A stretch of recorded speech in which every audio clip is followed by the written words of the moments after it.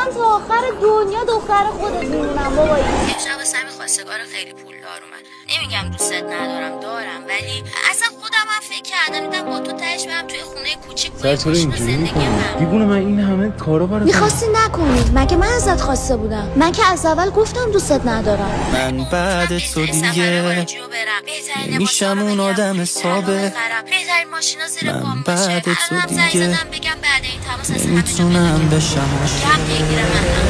همه که از اول ماشین نداشتن. یه مدت موتور میگیریم، تو تابستونم خیلی حال میده. بعد اگه شد تونستیم ماشینم میگیریم. خونه هم که خریدنش خیلی سخته. وام میگیریم، اصلا طلاهامو میفروشم.